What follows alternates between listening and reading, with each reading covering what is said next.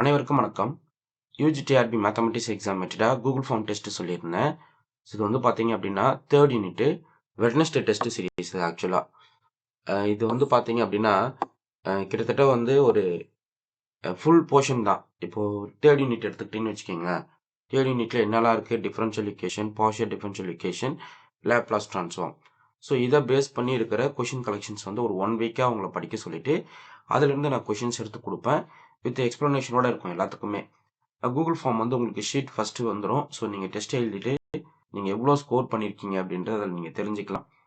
அதுக்கப்புறம் அதனுடைய detail solution வந்து நான் அன்றைக்கான ஈவினிங்கில் அடுத்த நாள் மார்னிங் வந்து குரூப்பில் போஸ்ட் பண்ணிவிடுவேன். ஸோ இந்த டெஸ்ட்டு எப்போவுமே கூகுள் ஃபார்ம் டெஸ்ட்டுன்றது எப்போவுமே வெட்னஸ்டே தான் நடக்கும். ஓகே, ஸோ இது யாருக்கு நான் கொடுத்துட்டு வரேன் அப்படின்றத நான் உங்களுக்கு சொல்கிறேன். ஆல்ரெடி என்னுடைய டெஸ்ட் சீரியஸ் பார்த்தீங்கன்னா 3 பேட்ச் போயிட்டுருக்கு. ஸோ இந்த 3 பேட்ச் டெஸ்ட் சீரியஸில் பார்த்தீங்க அப்படின்னா ஒரு பேட்ச் வந்து 4 மந்த்து பிஃபோரவே ஸ்டார்ட் பண்ணிட்டேன். பாருங்க எவ்வளோ பேர் வந்து வில்லிங்காக இருக்காங்க மட்டும் பாருங்க. 4 மந்த்து பிஃபோரவே ஸ்டார்ட் பண்ணிட்டு அதில் அவங்களுக்கு ஃபுல் போர்ஷன் முடிச்சு கொடுத்து வெட்னஸ்டே என்ன பண்ணுறேன்னா யூனிட் வைஸ் போர்ஷனை கவர் பண்ணுறதுக்கோசரம் டெஸ்ட் சீரியஸ் கொடுத்துட்டு வரேன். ஸோ அப்போது இந்த 4 மந்த்து ஷெடியூலில் ஜாயின் பண்ணவங்களுக்கு வெட்னஸ்டே டெஸ்ட் இப்போ போயிட்டுருக்கு. ஓகே, சரி. இப்போ 1 மந்த் பிஃபோர் ஜாயின் பண்ணவங்களுக்கு என்ன சார் அப்படின்னு நீங்கள் உங்களுக்கு டவுட் வரும். ஸோ 1 மந்த் பிஃபோருக்கும் இந்த கூகுள் ஃபார்ம் டெஸ்ட்டு அனுப்புவேன். எப்போ அப்படின்னா ஆஃப்டர் 1 மந்த்துக்குள்ளே இந்த ஷெடியூலை முடிச்சுட்டு, அதாவது மார்ச் 15th வந்து என்ன பண்ணிவிடுவேன், மார்ச் 15th நான் என்ன பண்ண போகிறேன் அப்படின்னா 1 மந்த் பிஃபோராக ஸ்டார்ட் பண்ணவங்களுக்கு வந்து before 1 month test schedule start பண்ணவங்களுக்கு என்ன பண்ண போகிறேன்னா March 15th Google form test திருப்பி ரீசைக்கிள் பண்ண போகிறேன்.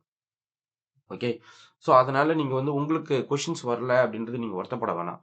அதாவது ஷெடியூலில் இருக்குவீங்க, நீங்கள் உங்கள் டர்ன் வரும்போது உங்களுக்கு கொஷின்ஸ் வந்து வர ஆரம்பிச்சிடும். ஓகே, ஸோ இந்த 3 டெஸ்ட் பேட்சில் இருக்கிறவங்களும் நீங்கள் வருத்தப்பட்டுக்க வேணாம். உங்களுக்கு தரமாக சப்ஜெக்டை முடிச்சு கொடுத்துருவேன். ஸோ இது வரைக்குமே பார்த்தீங்க அப்படின்னா நமக்கு கூகுள் ஃபார்ம் டெஸ்ட் எழுதுகிற லிஸ்ட்டில் பார்த்தீங்கன்னா 135 கேண்டிடேட்ஸ் இருக்காங்க. இதில் 75 கேண்டிடேட்ஸ் வந்து 40+ ரெகுலராக ஸ்கோர் பண்ணிக்கிட்டே வராங்க. ஓகே, ஸோ இந்த 135 இருக்கிற கேண்டிடேட்ஸில் 75 கேண்டிடேட்ஸ் வந்து என்ன பண்ணுறாங்க, ரெகுலராக வந்து அந்த 40+ அப்படின்ற ஸ்கோரை வந்து தக்க வச்சுக்கிட்டு வரீங்க. இது எவ்வளோ மார்க்குக்கு சார் வைக்கிறீங்கன்னா 50 மார்க்குக்கு நான் கொடுத்துட்டு வரேன் இந்த டெஸ்ட் எக்ஸாம். ஓகே, ஸோ என்னுடைய டெஸ்ட் நீங்கள் அட்டன் பண்ணுறதால உங்களுக்கு நிறைய ஐடியாஸ் கிடைக்கும், நிறைய கான்செப்ட் தெளிவாகும். நம்ம எங்கே தப்பு பண்ணுறோம், எந்த இடத்துல மிஸ்டேக் பண்ணுறோம் அப்படின்றத ஒரு எக்ஸாம் ஹாலில் உட்காந்து ஃபீல் பண்ணுற மாரி ஒரு அவுட்புட்டை உங்களுக்கு நான் கொடுத்துருவேன். ஸோ அதனால் நீங்கள் அதை வேஸ்ட் பண்ணாமல் நீங்கள் என்ன பண்ணுறீங்க, டெஸ்ட் பேட்ச் ஜாயின் பண்ணிக்கிங்க. அது இல்லாமல் 6000 ப்ராப்ளம் எம்சிக்யூஸ் வித் டீட்டெயில் எக்ஸ்ப்ளனேஷனோட கொடுக்குறாங்க.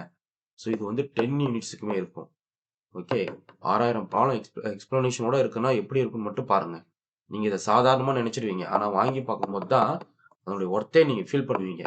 நீங்கள் ஒன்ஸ் ரிசீவ் பண்ணி பாருங்களேன், டெஃபினட்டாக உங்களுக்கு வந்து ஒரு நம்பிக்கை கிடைச்சிரும்.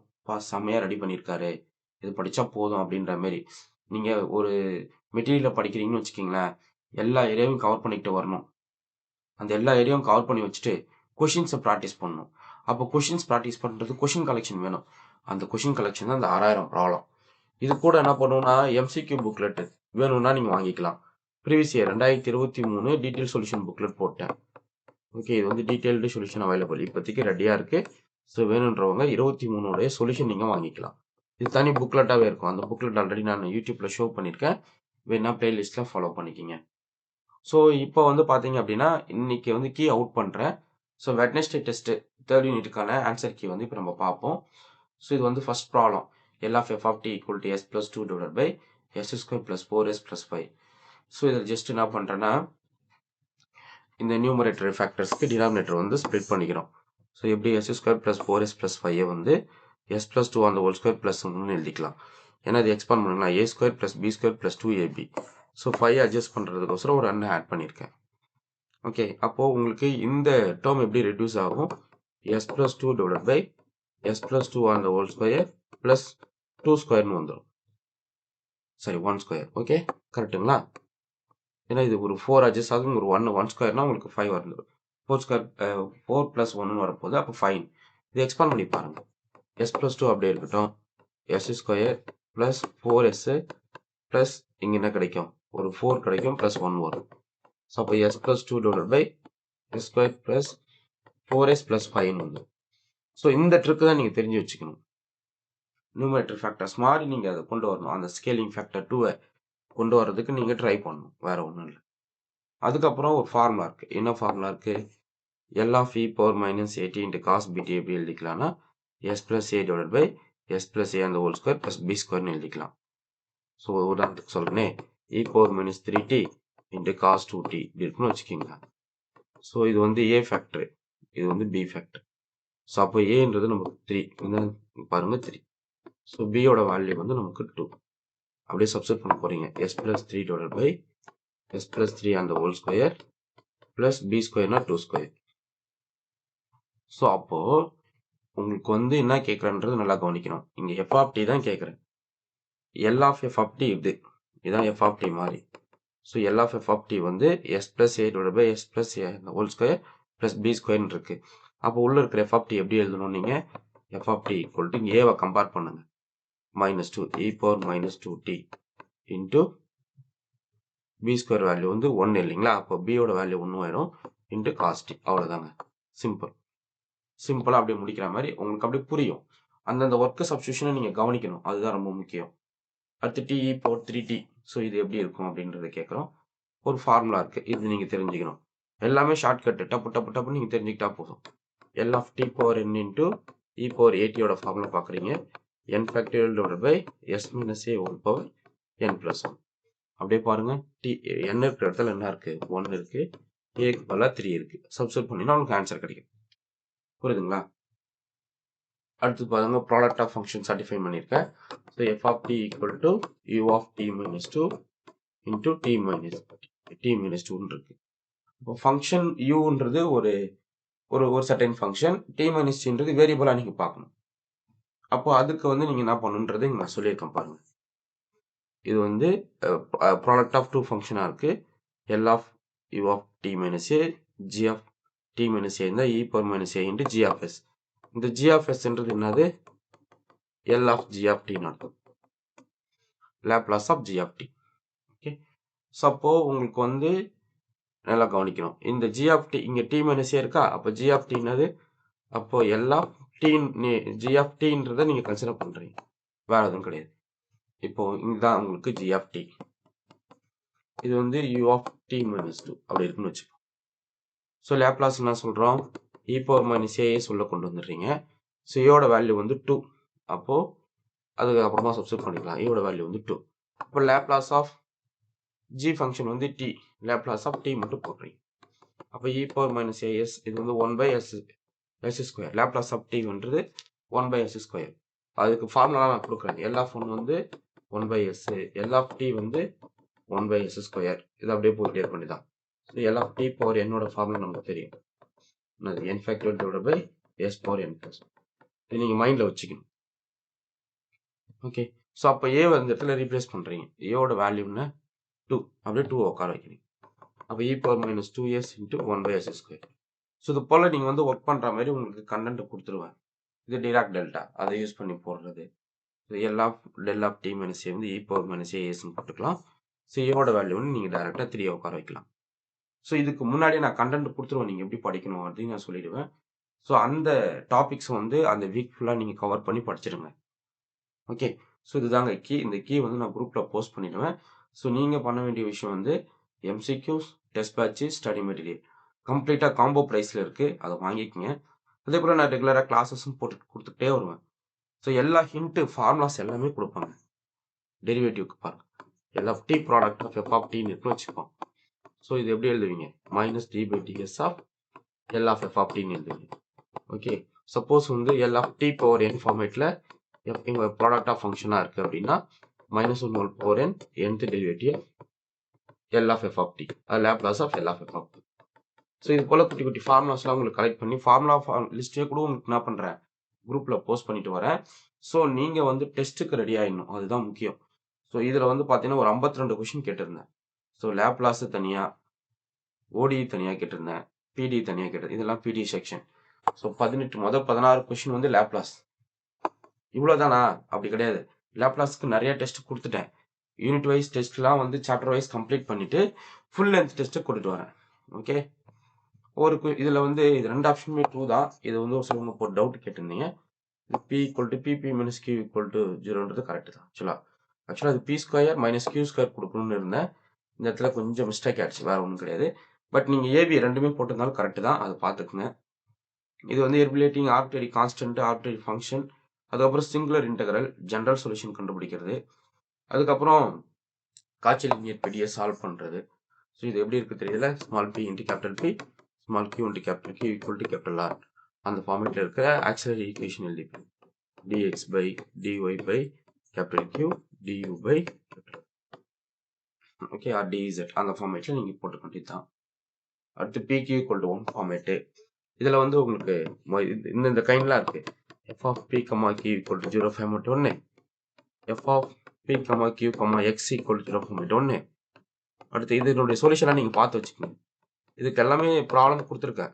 இது எல்லாமே ஸ்டடி மெட்டீரியலும் சூப்பராக நெருக்காக கொடுத்துருப்பேன். நீங்கள் எதை படிக்கணும், ஸோ எதை கவர் பண்ணணும் அப்படின்றதுலாம் பக்காவாக இருக்கும். ஸோ வேஸ்ட் பண்ணுறாதீங்க. இந்த டைப்ஸ் மட்டும் நீங்கள் நல்லா பார்த்துக்கிட்டா போதும். அவ்வளோதான். ஸோ இந்த நான் 5 டைப்பில் இருக்கிற பிடிஎஃப் சால்வ் பண்ணிடுங்க. ரொம்ப முக்கியமான கொஷின் கலெக்ஷன் இதுலேருந்து இருக்குது. ஓகே, ஸோ இதில் நான் இந்த பார்ட் மட்டும் கொஷினாக கேட்டிருந்தேன். அப்போ அதுக்கு ஜென்ரல் சொல்யூஷன் எப்படி இருக்கும்? சப்போஸ் எக்ஸ் வேரியபிள் இருக்குது, ஒய் வேரியபிள் இருந்தால் அந்த பிடியோட ஈக்குவேஷன் சால்வ் பண்ணுறச்சு எப்படி வருன்றதெல்லாம் நான் சொல்கிறேன். இது எலிமினேட்டிங் ஆர்பிட்ரரி ஃபங்க்ஷனை ரிமூவ் பண்ணுற கான்செப்ட். இது ஒரு சிலவங்க தப்பு பண்ணியிருந்தீங்க. ஸோ நீங்கள் ஒர்க் பண்ணுங்க. நீங்கள் ஒர்க் பண்ணாதான் அதுக்கு உங்களுக்கு தெளிவாகும். இது எல்லாமே நீங்கள் படிக்கிற டெக்ஸ்ட் புக் ஸ்டாண்டர்ட் ஆத்தர்ஸ் தான். நீங்கள் எந்த புக் வேணால் ரெஃபர் பண்ணி பாருங்கள், அந்த கொஷின் கலெக்ஷன் இருக்கும். ஓகே, இது காம்ப்ளிமெண்ட்ரி ஃபங்க்ஷன் கொடுத்துட்டு இந்த டிஃபரன்ஷியல் ஈக்குவேஷன்லேயே காம்ப்ளிமெண்ட்ரி ஃபங்க்ஷன் என்னவா இருக்கும் அப்படின்னு கேட்கறது. இதனுடைய பர்டிகுலர் இன்டெக்ரல் என்னவா இருக்கலாம் அப்படின்னு கொஸ்டினை கேட்டிருந்தது. ஜென்ரல் சொல்யூஷன் டைரெக்டாக டிஸ்கஸ் பண்ணுறது தான். வேரியேஷனல் பேராமீட்டரில் Wronskian of e⁴x, e⁴2x என்ன ஆகணும் அப்படின்றத கொஸ்டினாக கேட்டிருந்தேன். அடுத்து சிஸ்டம் ஆஃப் ஈக்குவேஷனில் கேட்டிருந்தேன். இதுவுமே ரொம்ப முக்கியமான கொஸ்டின் தான். ஓகே, ஸோ இது காலையில் டிஸ்கஸ் பண்ணி வீடியோ நான் கொடுத்துருந்தேன். அது ஈகன் வேல்யூஸ் எப்படி வரும், ஸோ அது எல்லாமே நம்ம போட்டிருக்கோம். ஸோ மிஸ் பண்ணாமல் டெஸ்ட் பேட்ச் அட்டன் பண்ணுங்க. இது ஹோமோஜினியஸ். இது வந்து ஆக்சுவலாக ஹோமோஜினியஸ் டிஃபரன்ஷியல் ஈக்குவேஷனா இல்லை நான் ஹோமோஜினியஸ். இது ஹோமோஜினியஸ் சாட்டிஸ்ஃபை பண்ணும். ஒரு சிலது வந்து நீங்கள் எக்ஸாக்ட்னஸ் வரும்ன்றது பேசியிருந்தீங்க. ஸோ அதுவுமே நீங்கள் பார்த்துக்குங்க. எல்லாத்துக்குமே சொல்யூஷன் இருக்குது. இதில் வீடியோவும் நான் கொடுக்குறேன். கம்ப்ளீட்டாக டீட்டெயில் வீடியோவும் ஒரு வீடியோ கொடுத்துட்றேன். ஸோ இப்போ உங்களுக்கு நான் கொடுக்குற அப்டேட் இது வந்து பாருங்கள். ஒரு டிஃபரன்ஷியல் ஈக்குவேஷனில் ஒரு சொல்யூஷன் கொடுத்துட்டா செகண்ட் சொல்யூஷன் எப்படி இருக்கும் அப்படின்றத கொடுத்துருக்கேன் பாருங்கள். ஒரு செகண்ட் ஆர்டர் டிஃபரன்ஷியல் ஈக்குவேஷன் இருக்குது. இது ரொம்ப முக்கியமான ஃபார்முலாங்க, மைண்டில் வச்சுக்கோங்க. ஒரு செகண்ட் ஆர்டர் டிஃபரன்ஷியல் ஈக்குவேஷனில் y1 வந்து ஒரு சொல்யூஷனாக கொடுத்துட்டு y2 கேட்டாங்க. இதான் formula. y2 equal to y1 into integral of p power minus integral p of dx divide by y1 square into dx. இவ்வளோதான். ஓகே, ஒரு 2 சொல்யூஷன்ஸில் இருக்கிற கான்செப்ட் இது. ஆக்சுவலாக செகண்ட் ஆர்டருக்கு ஒரு சொல்யூஷன் கொடுத்துட்டா இன்னொரு சொல்யூஷன் எப்படி கண்டுபிடிக்கிறது அப்படின்னு போடுறது. ஆக்சுவலாக அது பார்த்துக்கணும். உங்களுடைய ஜென்ரல் டைப் எப்படி இருக்கும் அப்படின்னா d square y by dx square plus p of x into dy by dx plus q of x into y equal to 0 format இருக்கும். Okay, so homogeneous second order கொடுத்துட்டாங்க அப்படின்னா ஒரு சொல்யூஷன் கொடுத்துட்டா second solution எப்படி போடுவீங்க அப்படின்னு இதில் கொஸ்டினாக கேட்டிருந்தேன். அதுக்கப்புறம் எக்ஸாக்ட்னஸ்ஸு, அதுக்கப்புறம் இன்டெகிரேட்டிங் ஃபேக்டர் கண்டுபிடிக்கிறதுக்கான ஃபார்முலா, அதையுமே ஒரு சில கொஸ்டினை ஒர்க் பண்ணி கேட்டிருக்கேன். ஸோ ட்ரை பண்ணுங்கள், நிறைய கற்றுக்குங்க, நிறைய விஷயங்களை தெரிஞ்சுக்குங்க. ஸோ நிறைய கலெக்ஷன்ஸ் இருக்குது. 6000 ப்ராப்ளம் கொஷின் கலெக்ஷன்ஸ்லாம் எவ்வளோ விஷயங்கள் இருக்கும் மட்டும் பாருங்கள். ஸோ இது காம்போ ப்ரைஸ் மாதிரி நீங்கள் வாங்கிக்கிங்க, உங்களுக்கு ஒர்த்தாக இருக்கும். ஸோ நீங்கள் வந்து இது என்ன கொடுத்துட்டு போகிறாங்க அப்படின்னு உங்களுக்கு தோணும். ஆனால் அதை ரிசீவ் பண்ணும்போது தான் யாரா சாமினி அப்படின்ற அளவுக்கு உங்களுக்கு அந்த ஃபீல் வரும். அந்த அளவுக்கு நான் அந்த ஒர்க்கை கொடுத்துட்டேன். ஸோ இன்டெகிரேட்டிங் ஃபேக்டர் இதுக்கு எப்படி கண்டுபிடிக்கலாம், எக்ஸாமுக்கு போகிறதுக்கு ஒரு எக்ஸாமோட யுத்தி என்ன, ஒரு எக்ஸாம் கிளியர் பண்ணுறதுக்கான யுத்தி என்ன, கொஷின்ஸை ப்ராக்டிஸ் பண்ணணும். நீங்கள் பார்க்காத கொஷின் இருக்கக்கூடாது எக்ஸாம் ஹாலில். ஸோ அந்த அளவுக்கு நீங்கள் கொஷின் ப்ராக்டிஸ் பண்ணிட்டு போனீங்கன்னா அது ஒரு எக்ஸாமே இல்லை, அசால்ட்டு பண்ணிட்டு வந்துடலாம். அப்போ நீங்கள் பண்ண வேண்டிய விஷயம் என்னது, வெறும் கொஷின் ப்ராக்டிஸு. சப்ஜெக்ட் தெரியும், சப்ஜெக்ட் தெரிஞ்சுக்கிட்டே இருக்கேன், நிறையா கற்றுக்கிட்டேன், ஆனால் கொஷின் ப்ராக்டிஸ் பண்ணாமல் போகிறேன், தோற்றுருவீங்க. ஆனால் நான் எனக்கு கொஞ்சம் சப்ஜெக்ட் ஓரளவுக்கு தெரியுது, ஆனால் கொஷின் ப்ராக்டிஸில் தெரியாத ஏரியாவில் நான் கவர் பண்ணுறேன் அப்படின்னா டெஃபினட்டாக நீங்கள் வின் பண்ணிடுவீங்க. ஸோ நான் சொல்கிற ஐடியா அதுதான். மேக்ஸிமம் வந்து சிலபஸ் ஓரியன்டான கொஷின் கலெக்ஷன்ஸை கம்ப்ளீட்டாக பார்த்துட்டு போகிறோமா, ஸோ சாப்டர் வைஸ் இருக்கிறத கரெக்டாக கவர் பண்ணி கொடுத்துருக்கோமா, சிலபஸில் ஒரு புள்ளிக்கமாக கூட விடக்கூடாது, பக்காவாக படிச்சுட்டு போகணும், அதுக்குள்ளே இருக்கிற கண்டென்ட்டை தெளிவாக தெரிஞ்சுக்கிட்டு போகணும். அதுக்கு தான் உங்களுக்கு நான் டெஸ்ட் கொஷின் வாங்க, எம்சிக்யூஸ் வாங்கி படிங்கன்னு நான் சொல்கிறது. ஓகே, நீங்கள் வாங்கி பாருங்கள், இதனுடைய ஒர்த் என்னன்றது உங்களுக்கு தெரியும். ஸோ நிறைய பேர் வந்து எம்சிக்யூஸ்லாம் ரிசீவ் பண்ணி இது வரைக்கும் ஒரு பேட் கமெண்ட் கூட குடுக்கல. ஸோ ஒரு சிலவங்க என்ன சொல்றாங்கன்னா, "சார் எங்களால படிக்க முடியல. 13 இயர்ஸ் கேப் அத எடுத்து எங்களால தொட முடியலன்னு" நீங்க வருத்தப்படுறீங்க. நான் என்ன சொல்றேன்னா, அந்த எம்சிக்யூ புக்லெட்ட கையில வச்சுக்கிட்டு, நாங்க போடுற வீடியோஸும் கவனிச்சு நீங்க படிச்சுக்கிட்டே இருக்கணும். பிளேலிஸ்ட்ல ஆல்ரெடி ஒரு 170 வீடியோ அப்லோட் பண்ணிட்டேன். 10 நோட் எடுத்துக்கங்கன்றேன். இப்போ நான் எனக்கு வந்து சாப்டர் வைஸ் நாங்க ஒதுக்கல. மொத்தமே வந்து யுஜிடிஆர்பி சால்வ்டு ப்ராப்ளம்னு ஒரு பிளேலிஸ்ட்ல மொத்த ஏரியாவும் குடுத்துட்டு வரோம். அப்ப நீங்க என்ன பண்ணணும், ரியல் நோட் தனியா எடுத்துக்கணும். ஓடி தனியா எடுத்துக்கணும். பிடி தனியா எடுத்துக்கணும். காம்ப்ளெக்ஸ் தனியா எடுத்துக்கணும். ஓகே. ஓஆர் தனியா இருக்கணும். ஸ்டாட் தனியா இருக்கணும். ஃபங் அதுக்கப்புறம் பார்த்தீங்கன்னா, ஃபோரியர் தனியா இருக்கணும். லேப்லாஸ் தனியா இருக்கணும். ஓகே. அப்புறம் வெக்டார் கால்குலஸ் தனியா இருக்கணும். இதெல்லாம் தனித்தனி நோட் வச்சுக்கணும். இது நீங்க ஃபாலோ பண்ணுங்க. அதுக்கப்புறம் பார்த்தீங்கன்னா, இன்டெக்ரல் கால்குலஸ் தனியா இருக்கணும். டிஃபரன்ஷியல் கால்குலஸ் தனியா இருக்கணும். டிஃபரன்ஷியல் கால்குலஸ் தனியா வச்சுக்கணும். அப்புறம் பேசிக் அல்ஜிப்ரா. பேசிக் அல்ஜிப்ரான்னா நம்பர் தியரிலாம் வர்றது. பேசிக் அல்ஜிப்ரா நோட் தனியா இருக்கணும்.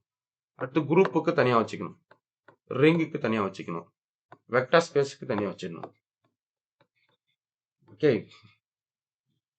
ஸோ தனியா வச்சுக்கிட்டு ஒரு வீடியோ ப்ளே பண்றீங்கன்னா, அத நான் சொல்லிடுவேன். ஸ்டாட்லேருந்து குடுக்குறேன்னா, ஸ்டாட் நோட் எடுத்துக்கணும். அந்த வீடியோ ப்ளே பண்ணிட்டு, அதில என்னென்ன கண்டிஷன்ஸ் குடுக்குறேன், என்னென்ன ஃபார்முலா, என்னென்ன ரிசல்ட்ஸ் அந்த கம்ப்ளீட் வீடியோல என்ன பார்க்குறீங்களோ, அத ஸ்டாட் நோட் எழுதி அப்படியே ஒரு கோ த்ரூ பண்ணிக்கணும். இது எந்த சிலபஸ்ல இருக்கிறதையும் நான் சொல்லிடுவேன். அடுத்து ஃபோரியர் ஒரு வீடியோ ப்ளே பண்றீங்க. ஃபோரியர் வருதுன்னா ஃபோரியர். அப்போ ஒரு நாளைக்கு இந்த 13 இயர்ஸ் கேப்ல இருக்கிறவங்களுக்கு நான் குடுக்குற ஐடியா. அவங்க என்ன பண்ணணும்னு சொல்றேன். 10 யூனிட்ஸ் கையில வச்சுக்கணும். எம்சிக்யூஸ் கையில வச்சுக்கணும். ஓகே. 4 புக்லெட்ஸ் வரும். அதேபோல பிளேலிஸ்ட்ட ஓப்பன் பண்ணி வச்சுக்கணும். சேனலோட பிளேலிஸ்ட்ட ஃபாலோ பண்ணிக்கணும். இந்த 10 நோட் வச்சு இந்த இருக்கிற எல்லா கலெக்ஷன்ஸ்க்கும் நோட் எடுத்துக்கிட்டு, அப்படியே ஒரு வீடியோ கிளிக் பண்றீங்க, கன்டென்ட் எழுதுறீங்க, டாபிக்ஸ் கவர் பண்றீங்க, எம்சிக்யூஸ பிராக்டிஸ் பண்றீங்க. அப்படியே அதுக்கு டெஸ்ட் கொஸ்டின் வந்து டைட்டிலோட அனுப்புவேன். ஸோ டெஸ்ட் கொஸ்டின் அப்படியே எழுதுறீங்க. ஸோ இத நீங்க பண்ணி பாருங்க. 1 மந்த் பண்ணுங்களேன். ஜஸ்ட் 1 மந்த் பண்ணுங்க. கண்டிப்பா நீங்க வந்து சப்ஜெக்ட்குள்ள உடைந்துருவீங்க. அடுத்த 1 மந்த் நீங்க ஸ்பீட் எடுக்க ஆரம்பிச்சுருவீங்க. நீங்க பண்ண வேண்டிய விஷயம் டைம் செலவழிக்கணும். எவ்வளோ டைம் செலவழிக்கணும்? ஒரு நாளைக்கு மேக்ஸிமம் 8 ஹவர்ஸ் வந்து நீங்க டைம் செலவழிக்கணும். சார் நான் ஜாப் போறேன் முடியாது. அட்லீஸ்ட் ஒரு 5 ஹவர்ஸ்னாச்சும் நீங்க டைம் செலவழிச்சீங்க அப்படின்னா, இத நீங்க சக்சஸ் பண்ண முடியும். இன்னும் நோட்டிஃபிகேஷன் வரல. பிஃபோர் நோட்டிஃபிகேஷன்ல நீங்க ரெடி ஆகுறீங்க. அப்ப எந்த அளவுக்கு நீங்க தயாராகுறீங்கன்னு பாருங்க. ஸோ இந்த சான்ஸ மிஸ் பண்றாதீங்க. ஓகே. ஸோ அவ்வளோதாங்க. இந்த பிடிஎஃப் வந்து இன்னைக்கு குரூப்ல போஸ்ட் பண்ருவேன். ஸோ அடுத்தடுத்த கிளாஸஸ் ரெகுலரா நான் வீடியோ குடுப்பேன். சேனல ரெகுலரா ஃபாலோ பண்ணிக்கங்க. எம்சிக்யூஸ் வேணும். ஃபுல் செட் மெட்டீரியல் வேணும். ஃபுல் செட் மெட்டீரியல்லாம் கம்ப்ளீட்டா குடுத்துருவேன். யுஜி காம்போ தனி, பிஜி காம்போ தனி, பாலிடெக்னிக் தனி. கம்ப்ளீட்டா குடுத்துருவேன். ஸோ டோட்டலாவே வந்து MCQs, test batch, study material டோட்டலா வந்துரும். ப்ரீவியஸ் இயர் சொல்யூஷனோட குடுத்துருவேன். அதான் ஃபுல் செட் மெட்டீரியல். ஸோ அத வாங்கி படிங்க. நெறைய கத்துக்குங்க. நெறைய தெரிஞ்சுக்கங்க. எக்ஸாம் போடுறதுக்குள்ள நோட்டிஃபிகேஷன் இப்போ ஒரு 2 மாசம் வருது. 3 மாசம் டைம் இருக்குன்னா, முன்னாடியே 1 மாசத்துக்கு முன்னாடியே நம்ம சிலபஸ முடிச்சுட்டு உட்காந்துரணும். நான் ஆல்ரெடி சொல்லிட்டேன். 4 மாசமா என்ட்ட டெஸ்ட் பேட்ச் ஜாயின் பண்ணி குரூப்ல போயிட்டுருக்காங்க. அதுல 135 பேர தனியா பொறுக்கியிருக்கேன்.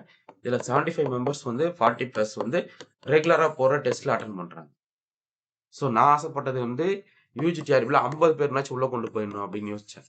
ஆனா 100 டச் பண்ணிருவோம்னு தோணுது. ஸோ பார்க்கலாம். அடுத்தடுத்து என்ன நடக்குதுன்னு நான் உங்களுக்கு சொல்றேன். ஓகே. ஃபைன். உங்களுக்கு இந்த வீடியோ புடிச்சிருந்தா லைக் பண்ணுங்க, கமெண்ட் பண்ணுங்க. உங்க ஃப்ரெண்ட்ஸ்க்கு ஷேர் பண்ணுங்க. Thank you.